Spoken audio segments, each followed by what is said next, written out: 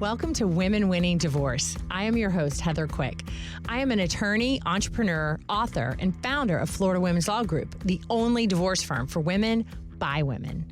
I love thinking big, thinking outside the box, creating creative solutions for women, and empowering women to win in all aspects of their life. Our approach at Florida Women's Law Group is to provide women with a strategy to not only achieve their objectives, but win at life. I believe that what may show up as adversity is simply an opportunity to change and improve your life. In each episode, I sit down with innovative professionals and leaders who are focused on how you can be your best self before, during, and after divorce. In these conversations, we are looking at how women can win at life. I have the unique opportunity to meet women when they are at a transition period of life. But that is only the beginning to becoming your best self and winning at life on your terms. With our guests, we enjoy the opportunity to explore ways all women can win and enhance their life, no matter where they are in their journey. Because divorce is just a point in life, not the end and not what defines you, rather a catalyst for your growth. Welcome to this week's episode of Women Winning Divorce. I'm Heather Quick, owner and attorney at Florida Women's Law Group. Today, we have two special guests, which is a first for Women Winning Divorce. So I'm so excited. We are joined by Chellew and Catherine Shanahan of My Divorce Solution. So Karen has over 30 years of experience in the legal field and currently serves as a legal liaison and certified QDRO Administrator, and of course, co-founder of My Divorce Solution. Catherine is a CDFA, a mediator, and the other half of My Divorce Solution. Together, they also host a podcast entitled We Chat Divorce. So welcome, Karen and Catherine. Thank you. Thanks for having us. Hi. Well, this is so great, ladies. Like I said, I have not had two guests at the same time, so we're getting double the content today. I'm really excited about that. And we're going to talk about taxes. And this is very exciting because, well, I say exciting, but it is exciting because there's so much that we don't know, right? We don't know what we don't know in regards to taxes, but yet they're so important because they're got to pay them. And if you don't, you can get in a lot of trouble. So I am very excited about this, especially when going through a divorce. So I would love for you ladies to share with me and our listeners a little bit about how you got to where you are and ultimately to the podcast and working together. So whoever wants to go first, I'd love to hear. I'll let Karen take that away. Okay. The fun thing about having the two of us is when one isn't saying something, the other one will chime in and say something. So you're going to get a lot of perspectives today. You are. Yeah. Love it. Love it. So Catherine and I met many years ago, and maybe it wasn't many years ago, but it seems like many years ago to us, by a colleague introducing us. And I had a nonprofit at the time where we gave women resources. And Catherine, she was a certified financial planner, and she came and would speak to our group. So she was expanding her business, and she really realized that there is a gap in financial clarity and legal requirements when divorcing. And she asked me to come on board and start this business called My Divorce Solutions, which really provides that integration so that people can have more clarity and more knowing when they're approaching the divorce process. Because based on our personal and professional experience, we realize that preparation is key. And Heather, you will probably vouch for that 1,000 times over, right? When you have a prepared client, you can do so much more, they can do so much more, and their divorce can be processed more easily, more effectively, and more clearly. You know, it's interesting. Go ahead. Interesting when we got together, you know, being financially sound, and I'm very comfortable around numbers. I have an accounting degree. I was raised that the women take care of the money in the family, even though my dad was an accountant. So for me, my money story was really good and strong. But when I went through my divorce, it was scary as hell, right? It was just like, oh my gosh, now I'm making these decisions for myself. And I know I can make smart decisions, but I didn't realize the protection you needed in the legal language. So at that point, it was like, I need to help women just become financially informed so that they feel more confident in making really smart decisions. And so but I realized it was more than that. You had to set them up to understand how to work with their attorney and what were the documents required for that. And it was so much better getting prepared. And Karen taught me that, because with her experience, she was like, well, wait, it's more than that. And it's so true. So now at my divorce solution, we've been able to fast forward and have this preparation platform. So our divorce financial specialists are CDFAs, and we're trained mediators. We're not mediating cases. That's not what we're doing. And Right. we don't invest money for anyone, but we get Okay. you financially prepared.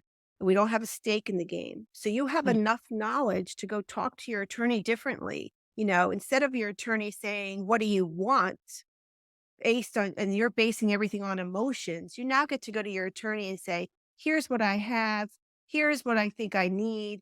What can you do for me legally? Right. And that's such a better client for you.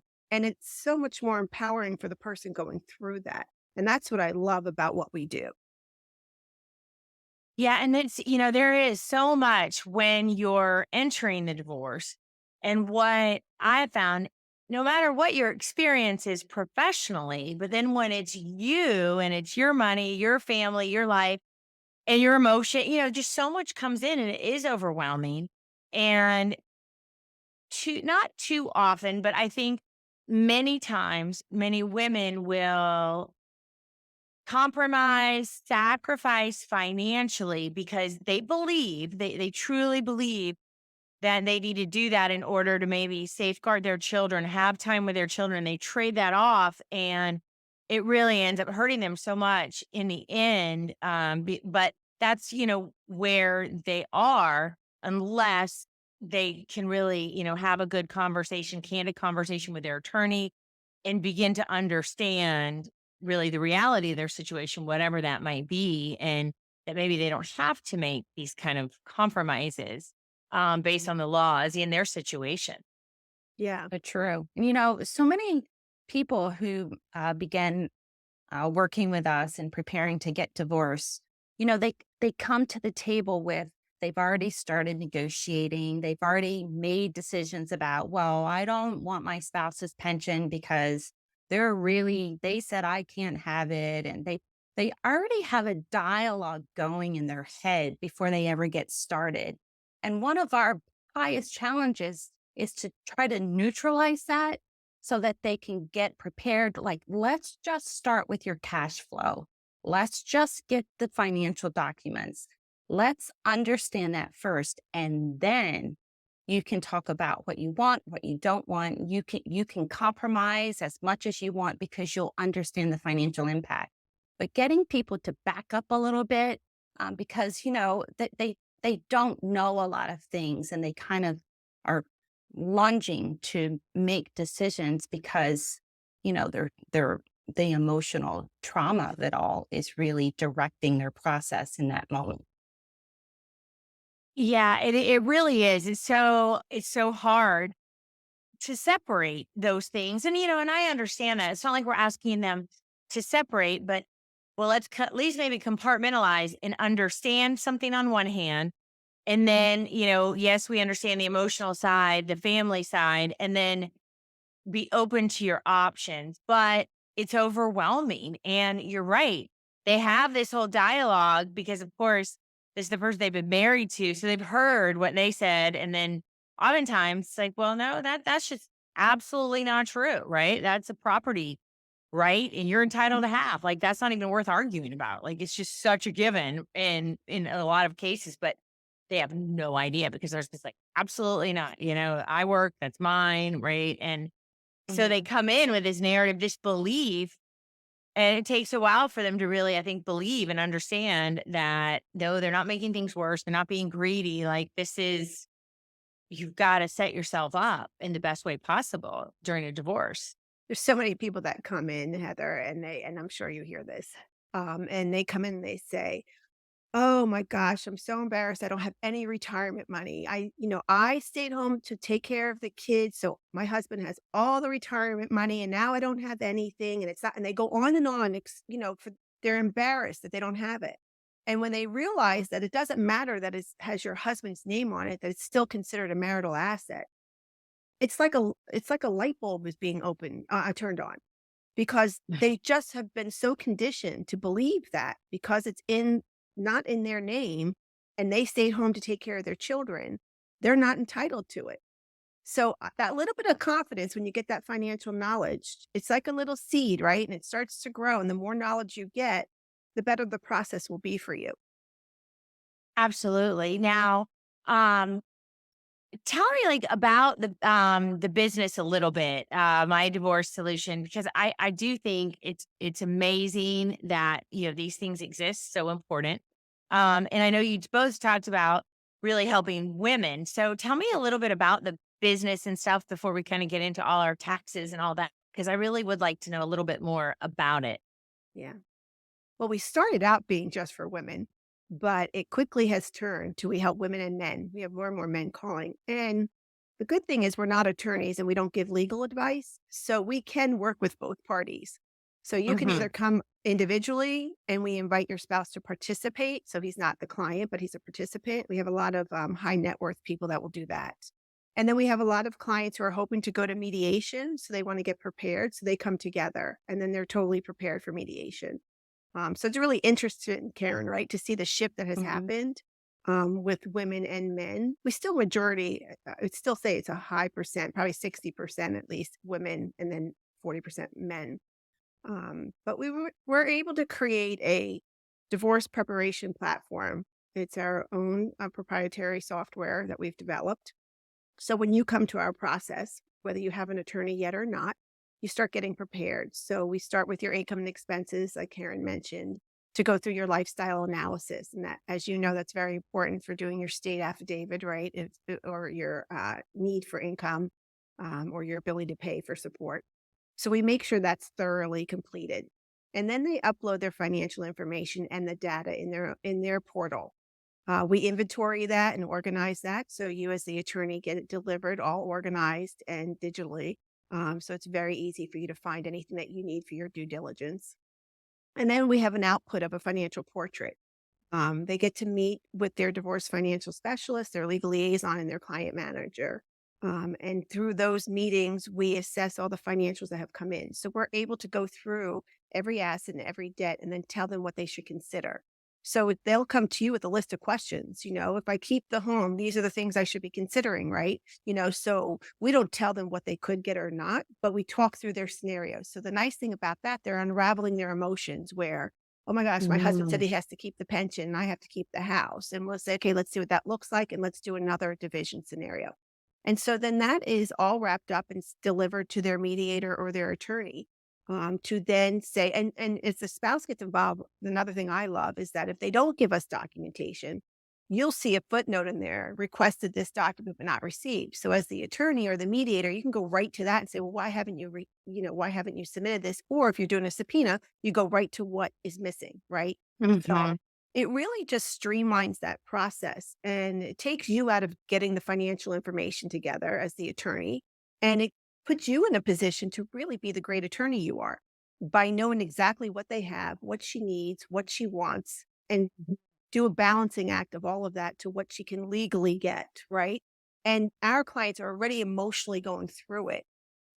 So I get very excited about it because we've been able to bridge that gap between the financial assessment and the legal requirements documentation wise to really get an informed client going through the process. And I don't know, Karen, if you want to add, I kind of took over there because I get so No, that excited was about really good. it. You did a great job. And Heather, you'll be really happy to hear, as most of the attorneys we work with are happy to hear that um, along with the financial portrait package comes that financial disclosure. So we typically do get on the phone with attorneys when they're involved and say, how do you want this output to be? Because every attorney fills those documents out very differently, right? Um, according to their style. So, not only do you have a client coming to you with that draft document, it's not final, of course, um, but they're coming to you being able to articulate and understand the data in that document. I do many of the income and expense, and I was just doing one before this podcast, and you know, it can be a little tedious. Not a little, it's a lot tedious for them to be realizing those line items the very first time. So, Mhm. when you get to, let's just say, real estate taxes, there's a dialogue going on in their heads about, oh, is that what all does that cover? And as you keep going and going, they need to talk it out.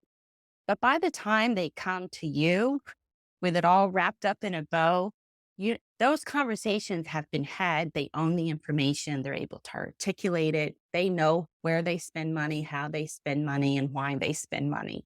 So that you're able to take that information and do something with Mhm. it by then. They're beyond the um, overwhelmment, I guess, if that's the best word, or the intimidation of it all. They really are ready to talk about their financial Mhm. division. Yeah, that's amazing because it's so much fear, right? So then hopefully, you've bridged the gap with a lot of that fear because now they have information. And so at least they know what it is instead of just like, I'm scared, I don't know what it is. At least now they know, right? What their financial landscape looks like. Mhm. Absolutely. Now, so of course, today we're talking about taxes and how they can be, intertwined. Well, they are definitely intertwined in the divorce process. Um, and so I'd love for one or both of you just to share where taxes may, where they do intersect in the divorce process and in the legal system when someone's Yeah. going through a divorce. Well, there's a lot to go on with taxes and divorce, right? And I will say, if you're going through a divorce right now, one of the best part about taxes is collect the supporting documentation that goes with that tax return. So many of you out there are just going to sign off on your tax return as you have done in many prior years. And we get that. But now you're sitting in an opportunity to say, okay, before I sign this, I need the supporting documentation. So it's 1099s, W 2s. There's so many statements that go along for your accountant to prepare that return. So that's going to be my takeaway today. You have to get the supporting documentation. But, even more than that, a lot of times you're hearing people right now, this is a crazy month, right? March is big on divorce. I don't know when this is being aired, but March is big on divorce. And they're already deciding, are we filing jointly or are we filing separately?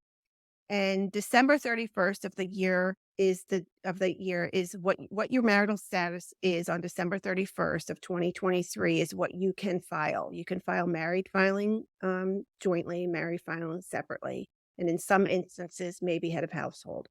Um, but before you say okay to your spouse, yes, I'm going to file married filing jointly this year, you should have an accountant do a tax comparison because it's a great negotiation tool.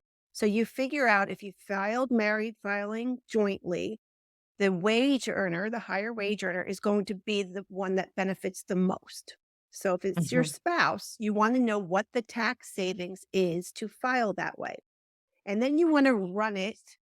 And then you want to run it married filing separately and see what your tax ramification would be for that. So, for example, if you filed married filing jointly and you got a refund of $20,000, that's great. If you filed married filing separately and you would have gotten a refund of $6,000, you would compare those two and negotiate that out, right? So, you want to really look at what the difference is. So, the other party is more favorable for them. So, you might get something else that you want in your negotiation. So you really should take a little step and get your own accountant and do a comparable tax uh, comparison. Yeah. Other, On that married filing separately, it's interesting that a lot of people can even approach that from an emotional space, out of anger or bitterness. They just don't want to be connected to their spouse for any reason whatsoever. But it is important that you know that calculation and you know the impact of that calculation. And then, of course, make a decision because may change your mind for a variety of reasons. So getting those analysis done are very, very important. A lot of people during this time, when they're building their financial portrait or looking at their taxes, they don't even have their prior year tax returns and they don't really have a way to get it. Maybe their spouse did their tax returns or a family friend that they really don't have access to. And so we work with them filling out it's called IRS Form 4506, that they can get a full tax return. You can go online and get a free tax transcript, but really you need that full tax return. And so that is really a way that people can get their prior year taxes that they wouldn't be able to otherwise. And that has really been empowering for a lot of people to be able to get that information and know, because in this day and age, we see it so often that a spouse will sign for their other spouse via e-file or whatever. And that spouse may have never seen that tax return, and tax returns were filed without their knowledge. And maybe even this year, they may be filed without their knowledge. And then that's when we tell them to go ahead and speak with an attorney or an accountant about innocent spouse relief, if that pertains to any specific relationship.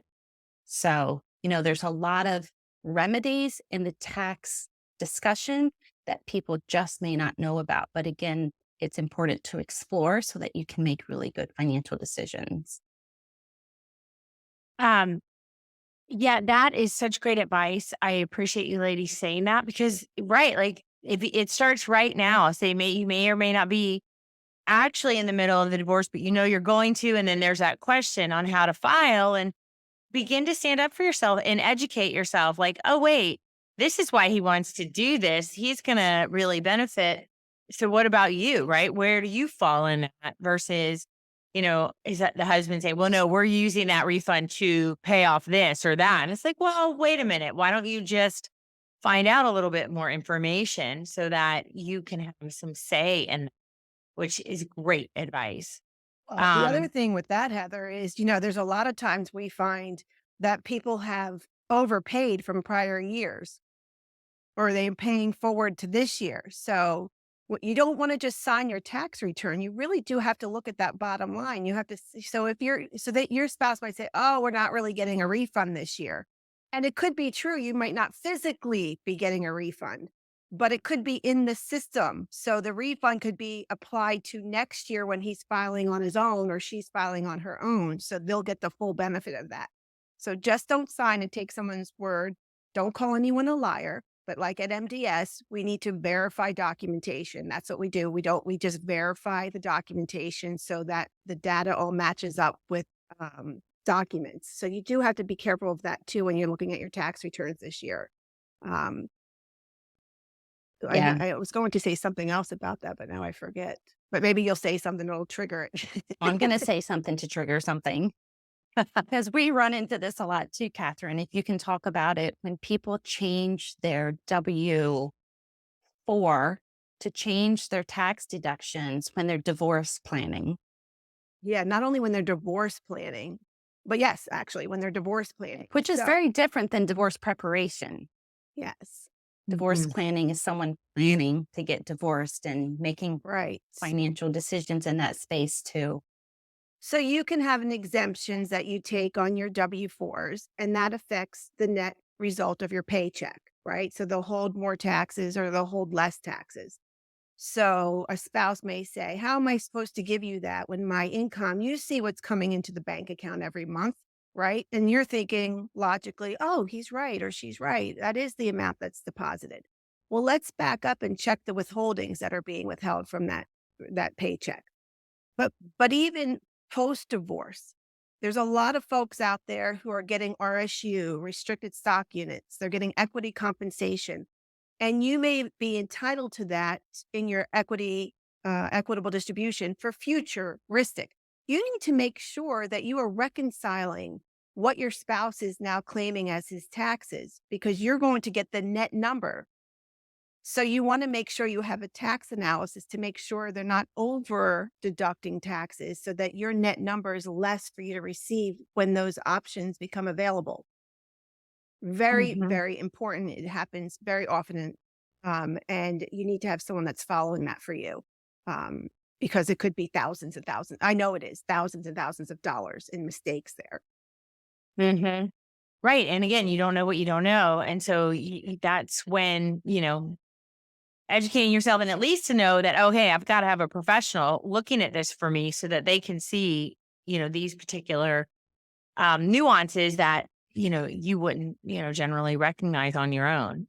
Now, what are the tax implications for child support payments, and or alimony? I know our listeners want to know this. I know most of the answers here, but and how does the tax treatment differ for the paying spouse versus the recipient, if at all?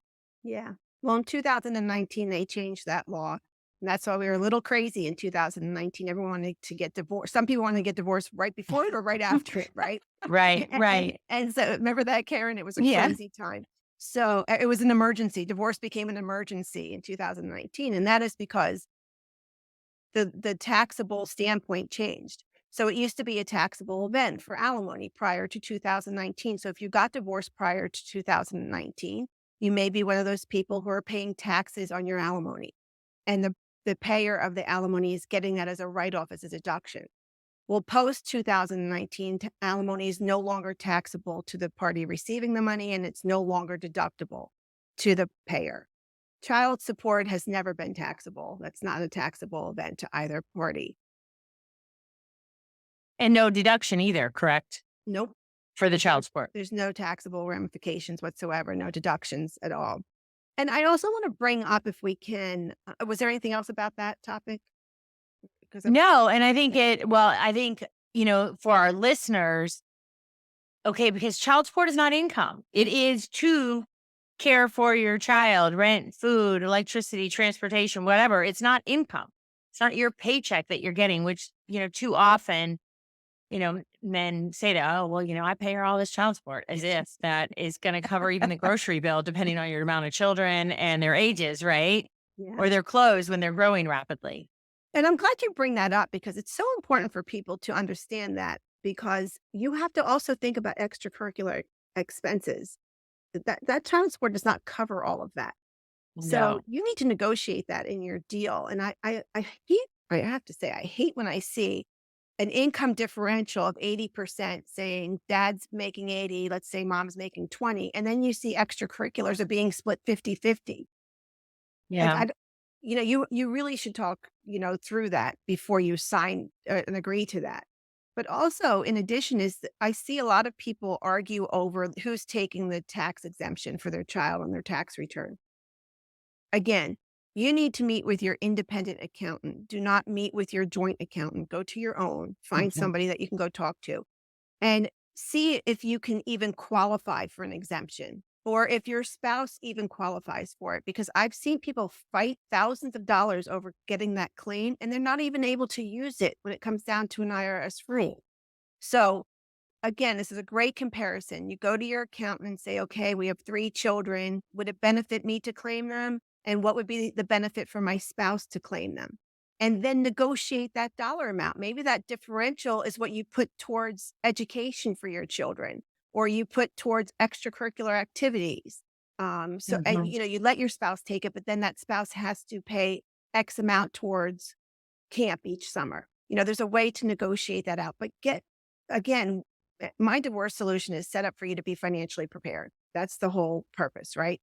We don't give legal advice. We're not attorneys. But we know how to gather all the considerations so that you can go get to a good agreement, and probably more easily because you're informed. Yes. And you are also able to help your client ask the right questions. Like you were saying, because that sometimes is so much of it, right? Because you don't know. So then you're not really sure what kind of questions should I ask, because you don't even realize, well, this is an option we should really look at.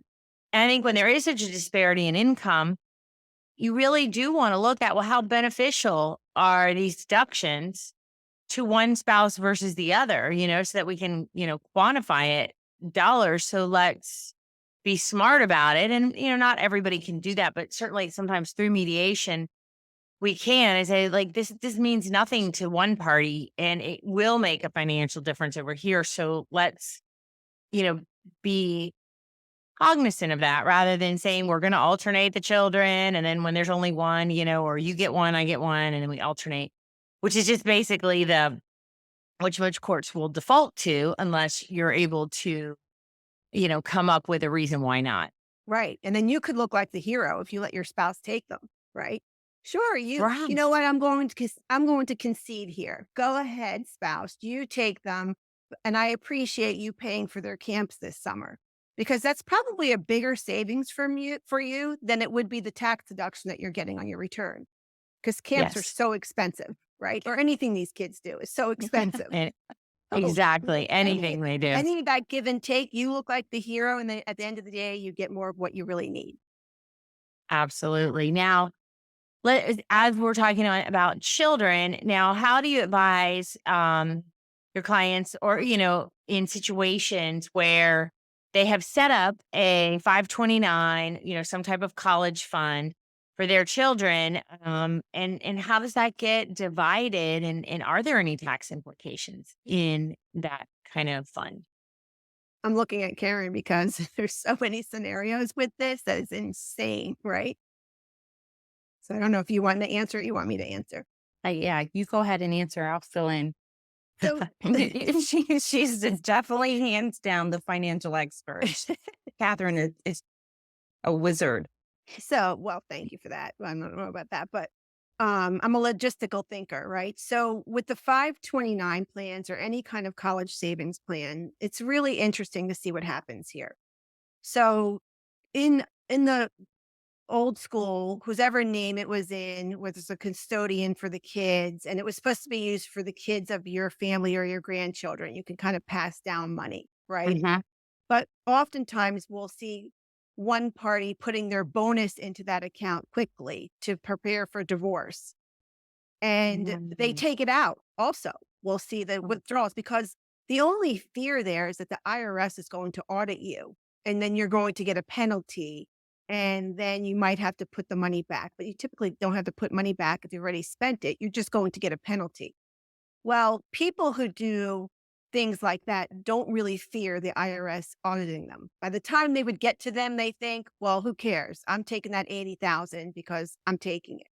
So, Right. Because it was my bonus. I put it in there. I'm taking it out. Right. and I'm taking it out. And if the IRS gives me a penalty one day, then I'll fight it, right? Because Yeah. they don't Mhm. care, right? So don't think that these monies are just being used for your kids and you can't be a custodian, because some custodians are allowing you to be added as a joint custodian now. And you have, again, this is where we get you prepared. You need to know that before you go argue anything. Mhm. But also we've seen, now we're in every state, so we have seen in some areas where it is considered a marital asset. So if you have $300,000 in there, that's going on someone's column because you can kind of get to it. So it depends on how it's being added, if there's been withdrawals. So there's a lot going on when you see Mhm. these money in plans. I want to also caution you that when you're negotiating and you're saying, because I don't think any court, Heather, you could correct me here, this is more legally, will make anyone pay for anyone's college. I think it's rare that they make. It's rare, right? Once you get to a judge. Now, often you can agree to it, but then that's still difficult on the enforcement, right? Okay. Because they are an adult. So, Yeah. yes, it is, I would say, extremely rare. If, it's certainly in Florida because they're considered an adult at the age of 18. And, maybe some other states, it might be more common because they will allow support until they're 23, even 21. So New it York will is one of differ. those. Yeah. Yeah. Yeah, it will differ. And it will also differ, I think, if there's part of agreement, I would believe in how enforceable that part is. Again, usually it does depend upon the income, but in Florida, yes, you would have to agree that you would cover college expenses. And, if done so, I would hope you'd prepare that with like some boundaries on that financial, amount, but it's very difficult to enforce if they haven't had it. And, definitely we've had these plans certainly with the 529. The Florida prepaid, I don't know that we have because that's a little bit different, I think, than the 529. But the 529, it goes to either side, or you agree it remains the property of the children and remove it, and it's going to just be used in that way for Yeah. them. And so when But it comes to the college planning, if you are one of those people who, you'll say, okay, parties are going to split college costs. Let's take that as an example, right? Or the differential. Parties are going to, one spouse is going to pay 80%, the other one's going to pay 20. Okay, fair enough, whatever, they agree to that. What's not fair is when you agree to that and the 529 is in one party's name and they decide to use that money as their percentage share of payment. tricky. Ooh, yeah, So absolutely. Yeah. you have to make sure that you're considering that. It's a consideration before you agree. Don't ever agree to pay for college, especially if there's a 529 plan, unless you say something like the 529 plan will pay first and then Yes. we'll pay the differential after that. Mhm. Yeah. Because Or the 529 will be paid later, because a lot of financial planners want you to hold off until the junior year to start using that for a variety of reasons. So it can go both ways. Mhm. Yeah, certainly. Crazy. So that makes sense. It is. And now what about back to taxes? Is the transfer of property between spouses, as part of the divorce settlement, subject to taxes? so that's another good question. So is it subject to taxes? Not really, if it's a marital exchange. However, Mhm. you do have to consider if you're putting tax deferred investments on your side of the column versus currently taxed assets on your side of the column, they're not really fair and equitable there. So one has a greater tax benefit than the other one does. And so do you balance that out to get your equitable Well, distribution to be fair and equitable? So for example, you're taking a $100,000 CD and your spouse is taking a $100,000 Roth IRA. That Roth IRA has already been taxed. So when it grows to be $150,000, you're not paying any taxes on that. So it's tax-free money. Your CD, whatever interest it's earning, is taxable to you, right? So you're paying tax. Mhm. Another viewpoint to that is if you need cash to go fix the roof of your house and you took the $100,000 CD, okay, there's no ramifications for taking that. You paid taxes on it and you're going to take out your $20,000 to fix your roof. If you ended up walking away with a traditional IRA and you needed $20,000, you have to pay a minimum of 20% when you liquidate it. So you have to take out $24,000 to get that net $20,000. So that's not Mhm. really fair and equitable. So that's where taxes are important when you're negotiating. Now, let And me ask you this also, because I do think it's important. Like, I wanted to talk about, like, with assets and then capital gains, and like, how should somebody really even begin to understand what implication they will have with that. And if it, I think capital gains is going to apply no matter really what your income level.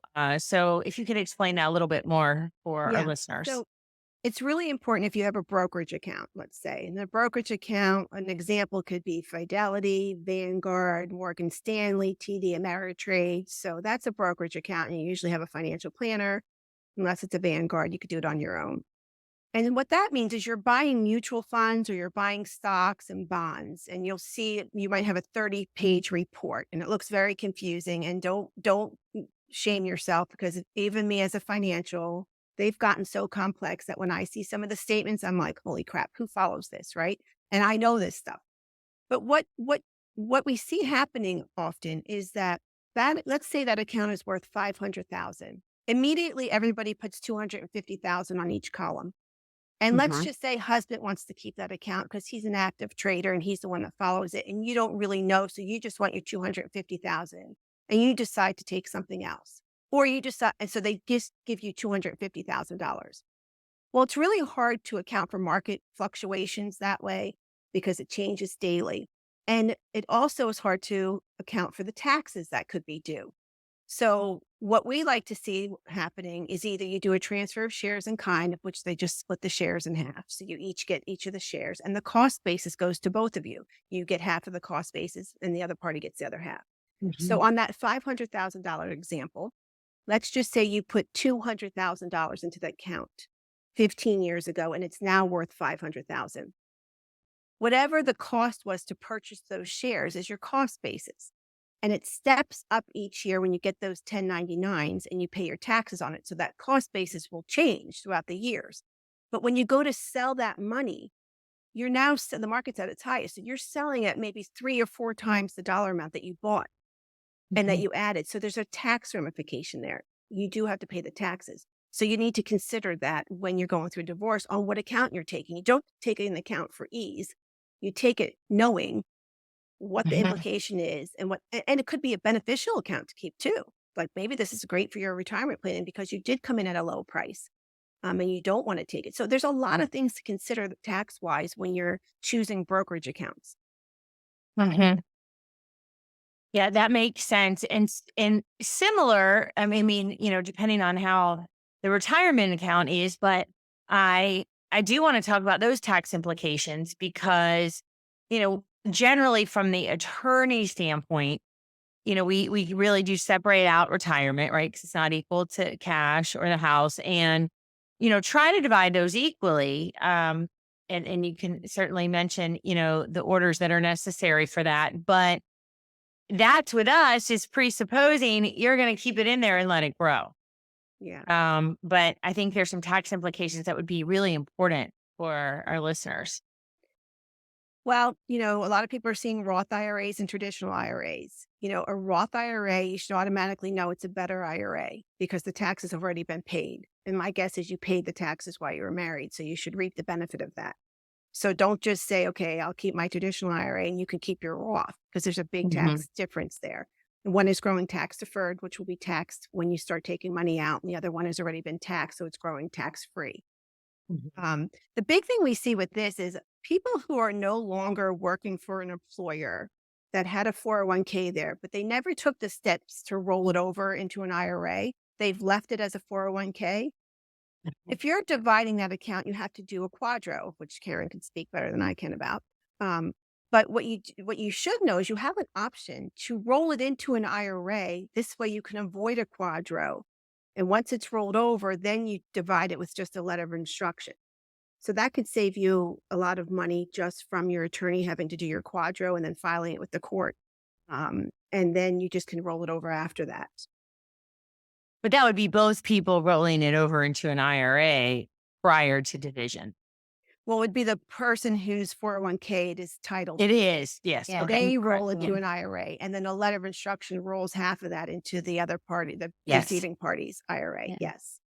Yeah, what most people don't understand, and who would, I say you're a divorce expert the day you get your divorce decree, right? Or maybe a couple months afterwards, is that when, the whole process of dividing accounts with QDROs, qualified domestic relation orders, is very expensive because, you have to pay usually 2 attorneys to review the one, a QDRO administrator to prepare it, attorneys to review it, go back and forth a couple times, and then it gets filed. And the plan administrator typically has a fee for the division of that account as well. So you can be upwards of $2,000-$3,000 dividing a retirement account. When if it's, as Catherine said, a prior employer, we often recommend or have a consideration of rolling it over into a non-ERISA governed plan so that it can be more economically divided. Some attorneys bristle at it, but it really does streamline and make that division much more, like I said, economical. Well, and much easier too, right? Because oh my goodness, for our listeners who get frustrated when it takes time, so do we as attorneys, because we may have to, depending on the company, we have staff here that will do a lot of them, but then some, it's like, no, you have to have that specialist draft it. Then you have to get it approved, right? We don't want to get a court order entered that is not going to then be followed. And that can really take some time. And then if they kick it back and say, no, you have to change, I mean, it ends up sometimes taking like 6 months, which for those who have already been through the process, this is after the divorce for our listeners, right? So you might be like, oh, 6 months told me, this is after you've spent 9 to 12 months getting a divorce. This like loose end, which must be done correctly. And it's very important. You want, if you are, for any listeners who've been divorced and maybe many years ago, because definitely some of you do come to our office with, a 10-year-old divorce decree where you're supposed to get this retirement, go find that and do that today. We recommend all our clients, we do it, right after the divorce and get that money moved. Because it's crazy. We still have people coming, that there was a they big never did case.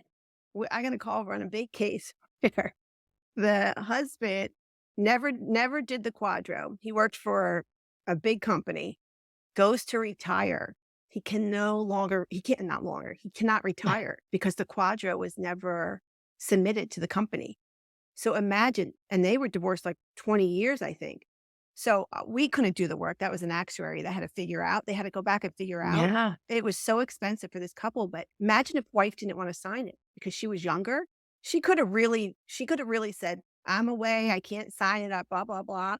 But imagine having to find your ex-spouse 20 years later so you can retire. That is insane. Yes, a nightmare for sure. And that is one of the things and with learning this information during the divorce and having the advice so that if there are things you need to do afterwards, you do need to do that. And particularly, that's why knowing and trying to understand what these tax implications are going to be, because that's a bitter pill to swallow afterwards. And you didn't know, you didn't see it coming, and there's really nothing you can do about it. You should have figured that out before you agreed to whatever settlement. Exactly. Yeah. And we find that so many people don't even have the knowledge of their marital estate in enough time to consider all of those details, right? They're going to mediation and they've not even seen the outcome of all of their either mediators' work or attorneys' work, or maybe they just chose to put their head in the sand and not be a part of the process, thinking their attorney was going to fix it, or the mediator is going to take care of it. And I hired my people and somehow I'm going to get all that's due to me. So, doing the preparatory work, as we're all talking about today, is so essential for anyone going through the divorce process. There's so many nuances and so many layers that kind of like an onion, when you start to uncover all of these things, more considerations appear, and it's important that you take those necessary steps. Absolutely. Now, I don't know if I felt like we mentioned it earlier in the show, but I do want to ask if you'll explain, how does a change in your marital status affect your tax landscape? So your divorce and things, as far as if you are working, some things you need to do and some things you need to think about now, right, for your 2024 taxes next year. If say you're divorced right now today, so we know you'll have to file single. But some things you need to think about to help yourself. Well, before you go file single, see if you can qualify to file head of household, because that's your next best status. Okay. First married, filing jointly. And typically the IRS rule with that was that if you had your children so many, I don't know the percentage, you'd have to check that, but a majority of the time that you could claim that, but your spouse might be running to claim it first. So I would not just mark off single, I would do head of household there. And then you would probably, I don't know, that's just prep planning, would be make sure that you're preparing if you owe taxes, right? So some people don't budget that into their monthly budget. And then here you come at tax time and you owe all this money because you didn't have the right exemptions on your W-4. So just make sure that you're putting away enough to cover any taxes that are due. And then make sure that you're reconciling. If you have an agreement that you're getting something net of taxes from your spouse, make sure you have your system in place to get that reconciled before you pay anything that you shouldn't pay. Now, what should they be looking for on their W-4 with their employer? Is that something you can change mid-year? And what kind of things should you know? Because you said you don't have the right exemptions, or you didn't have that on there. Yeah, so that's something you would definitely want to talk about with your accountant, not only relative to your W-4, which is really important because so many people get that W-4 annually or not, not even annually anymore. And they don't even know what they're putting down, right? It says Mhm. 0 if you have a dependent, 1, 2, or 3. But it really should be a conversation with someone who can project that out for you based on the income that you're getting, your earned income, your passive income. To Catherine's point, if you're getting executive compensation benefits, what would the tax implications be for that? Do you need to pay interim taxes or quarterly taxes? Can you maximize your contributions to your employer's plan to reduce your tax exposure? Those are very, very important conversations to have with an accountant. And your relationship with your accountant, especially right after a divorce, should be in the tax planning stage early on, about October and November, or January and February if you're getting divorced in, so they can project. But there's planning at the end of the year, and you don't want to get on a wait list with your accountant because by the time January hits, they're full steam ahead in tax preparation and they're kind of out of tax planning mode. So Mhm. those conversations are really important to have, especially as you're moving forward in a new tax. Is it a tax bracket? So yeah. Now, Do you guys remember when you first got your first job and you got that W-4 and you went to your parents and you're like, oh my God, what do I put here? I don't know what I'm supposed to put here. And I remember my kids asking me, so a good rule of thumb is what the question to ask yourself is, would you rather have money withheld because you're not a good saver? And this is the best way that you can save it. So it's a forced savings almost. So if they withhold too much, and then at the end of the year, you get $1,000 back and you can use that. Oh, wow. And then you look in your bank account and you realize you never saved the $1,000 by yourself. So that's a good thing. The other rule of thumb is, why would I let the government hold my money? If I'm getting $1,000 back, I rather have less money taken out of each pay because I'm going to save on my own. So ask yourself that first question before you go to your accountants or go to your HR department and say to yourself, am I a good saver or do I need this for savings? And then fill out how many exemptions you should have for yourself moving forward post divorce. that is great advice, as well as your accountant, and explain to your accountant what if the two of you did come to an agreement on the division of the children and who will be claiming them, right? Because the accountant may be like, okay, you have 2 kids and just not really process. So no, it's important. Show them your divorce decree so that they can understand, oh, you don't get to claim the exemption every year. It's every other year, or because that will make a big difference in that you may not know to share with them. I think that's really important. And I appreciate Totally. that advice. Yeah, talking to that accountant early and explaining, because I don't think you see your W-4 again after you started a job, right? They're not like, here, look at this every year and think if it's right. No, no, no. I don't think that happens They're supposed very to, often. but I don't think it Mhm. happens Sure. very often. But anyway, yeah, it's important. So advocate for yourself because that's a bill that you're going to be responsible for, and you don't want to not pay that one for sure. Um, Now, as we round up, what a great conversation today. I so appreciate having you both on. Um, but I would really like, and I'd like for each of you to impart on our listeners what you've learned about divorce and working with women throughout your career. Gosh, women inspire me. We're 2 women who are helping women and now men, but we started out just wanting to help women. But the women that come through now, they come through really unorganized, scared, frustrated, all of the above. And when we see them go through our process, they sit a little straighter, they talk a little different, and they really conquer a lot of toughness through realizing how resilient they actually are. And when you realize that you're stronger than you think, it just changes the rest of your life. So I get so inspired by watching them grow through, and it just fuels us to keep doing what we do, because there's knowledge to me in divorce is absolutely everything. To see them do that is inspiring.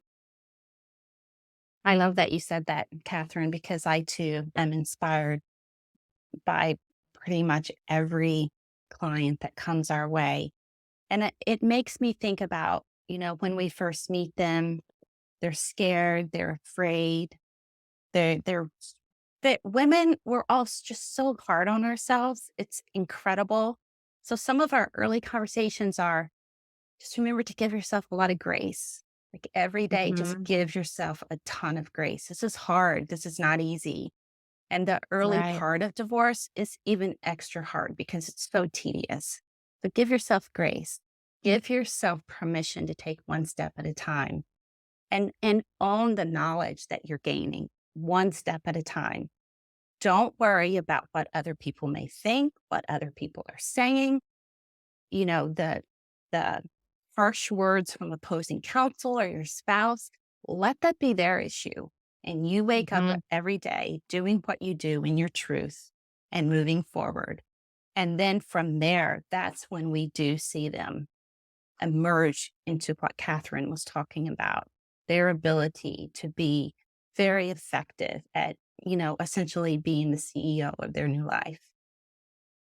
That is awesome. Thank you both so much. And this has been a great conversation. I've learned a lot. I know our listeners have as well. So thank you both very much for being here today. Thanks for having us. Thank you. Absolutely. And lastly, where can our listeners find you both for more information and resources? Pretty much anywhere you look. So our website is www.mydivorcesolution.com. We're on Facebook, Insta, Twitter, LinkedIn.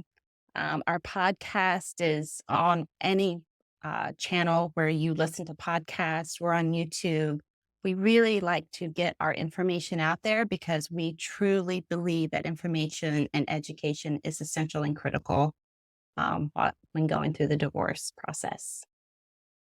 Well, thank you. And I think we mentioned it earlier, but you work with people all over, right? Because you can do this, it's all virtual and you have everything available for anyone to reach out to you. Is that correct?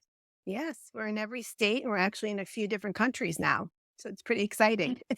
That's amazing. Wow, that's wonderful. Oh my gosh, I was thinking just the other day, I would love to learn more. It's on our list, right, of divorce in other countries. Just right, it varies so much in the States, but not a ton. But there are, definitely variations. So wow, that's amazing. Yeah. Ladies, other countries. Wow. Well, this has been great.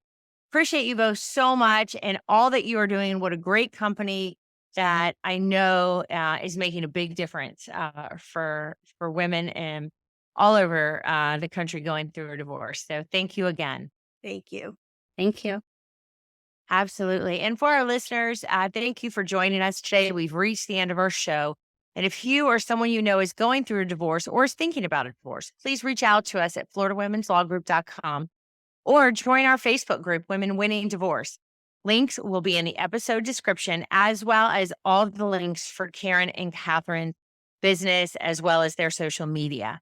And as always, we would love your feedback. And if you have enjoyed today's show, we would ask that you leave us a 5-star review so others can find us. And thank you for listening. Are you facing the challenges of divorce and feeling overwhelmed?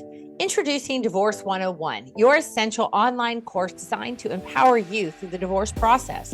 I'm Heather Quick, attorney and CEO at Florida Women's Law Group. Gain confidence and clarity with expert guidance on legalities, financial considerations, and your emotional well-being.